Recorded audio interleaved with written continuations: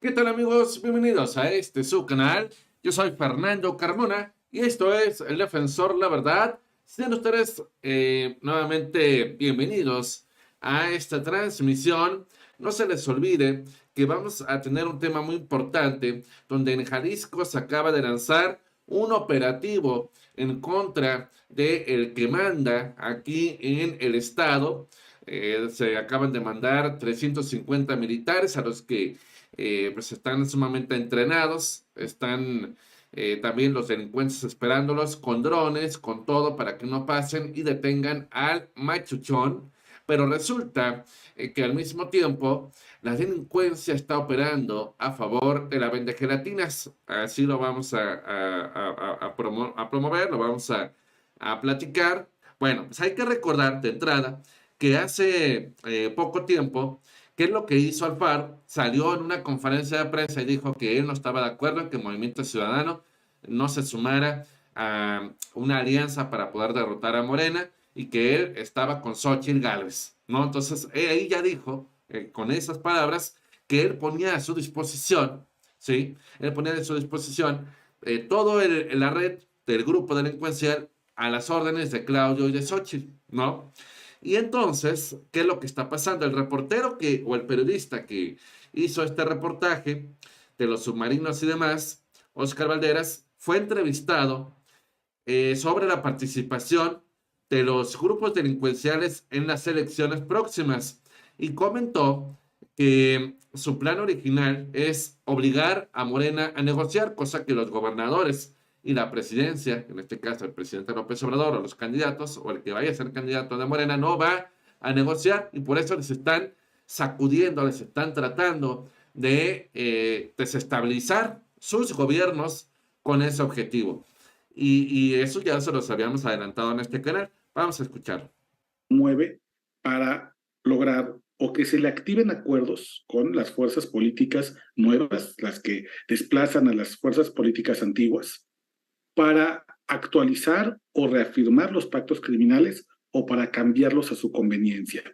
Y el 2024 representa para las organizaciones criminales en México la oportunidad de acomodarse según el partido que vaya a ganar en lo local y entonces presionar para que esos nuevos ganadores o esas personas o esa continuidad del partido les ayude a mantener sus privilegios. Te voy a poner un ejemplo. El cártel del Golfo ha tenido una presencia dominante en desde que el exgobernador Francisco Javier García Cabeza de Vaca, hoy aspirante presidencial por el Frente Opositor, era alcalde.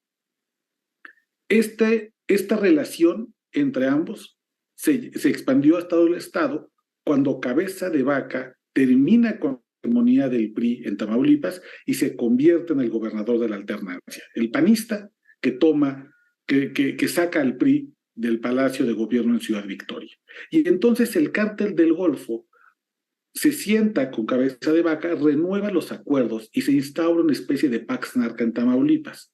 Incluso, dicho por el propio exgobernador, bajaron los índices de delincuencia, digamos, de criminalidad del fuero común, porque había un acuerdo con el cártel del Golfo.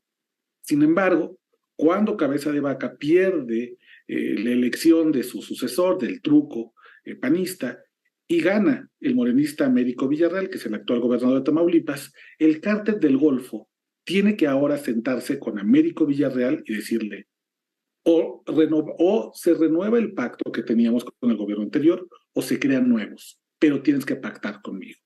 Y lo que sabemos hasta el momento es que o no han querido pactar, o la negociación ha sido muy deficiente. Eso ha generado la escala de violencia que tenemos hoy en Tamaulipas. El cártel del Golfo tiene distintas facciones, los escorpiones, los metros, los ciclones, que están buscando cada uno de ellos sentarse en la mesa de negociación y decir, te conviene hacer tratos conmigo. Y la única forma que pueden hacerlo es con la moneda que ofrece a cambio una empresa criminal, que es la violencia. Esto lo vimos, por ejemplo, cuando se disparó la violencia en Colima. Hubo alternancia, Morena gana y se dispara. Esto lo vimos cuando pasó, por ejemplo, la alternancia en Quintana Roo. Gana, después de mucho tiempo del PRI, gana la alianza PRI-PAN-PRD y se dispara la violencia. Lo vimos por ejemplo, también en Guerrero, lo hemos visto en Oaxaca, es decir, lo vimos, bueno, definitivamente en Veracruz, cuando las instituciones democráticas y viene una alternancia democrática, casi de manera natural viene un pico de que las organizaciones criminales están haciendo negociaciones, están buscando darse el mayor poder posible. Es decir, es yo soy el más fregón y si no negocias conmigo, yo te quemo la plaza. Es incluso lo que estamos viendo hoy en Toluca. Vimos los restos humanos que dejaron en Toluca, lo cual es inédito. Vimos también la quema intencional de la central de Abastos, que dejó varios muertos. Eso no lo hemos visto. Son las organizaciones criminales que están diciéndole a Delfina Gómez, que acaba de recibir su constancia de gobernadora electa, en cuanto te sientes en la silla, te toca negociar con nosotros. Y para que veas que vale la pena recibirnos, acá comienzan a haber mensajes que están dados en la capital, en la sede de los poderes locales. Por eso yo veo, sí, una posibilidad, como tú lo mencionas, de que con cada vez más frecuencia veamos ataques en las zonas metropolitanas, porque esa es la manera en la cual los grupos criminales van a decirle a los gobiernos que van a ganar la elección de 2024, estatales y municipales principalmente, es conmigo la negociación. Y también hemos visto que los métodos para hacer este tipo de presiones son cada vez más sofisticados. Hace unos años el Casino Royal lo incendiaron con gasolina y con cerillos, literalmente. Eso ocurrió en la zona metropolitana. Ahora, los grupos criminales cuentan con drones, minas terrestres, criminales. Entonces, yo creo que sí hay un riesgo muy alto de que ya no solamente esa tecnología la veamos en las zonas rurales, va a comenzar a aparecer en las zonas metropolitanas. Y déjame ponerte un ejemplo. Apenas unas semanas, no días, pueblos abandonados con señales de fusilados en Apodaca, zona metropolitana de Monterrey. Está llegando a manos de los grupos criminales. Oye, con este excelente detalle que nos planteas, Oscar, vemos entonces violencia, o sea, violencia sincronizada durante toda esta semana, o fue una coincidencia, digámoslo así, porque efectivamente, como dices, Guerrero el próximo año tiene elecciones, sobre todo están los ayuntamientos en juego, el Estado de México cambio de gobierno, Tamaulipas que ha estado sufriendo por este cambio de gobierno, en fin, ¿hay una sincronización de la violencia por los intereses involucrados o fue coincidencia lo que vimos en estas entidades? Yo creo que no veo que grupos antagónicos estén sincronizados, porque además son grupos que están enfrentados y que no comparten agenda, cada uno se mueve con sus propios intereses. Pero sí creo que en la medida que nos acerquemos al año electoral, vamos a ver cada vez más violencia. Y esta violencia se expresa principalmente en dos vías.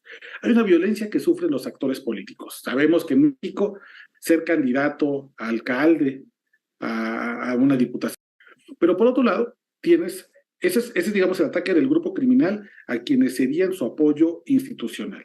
Pero también viene el ataque de los grupos criminales a la base electoral.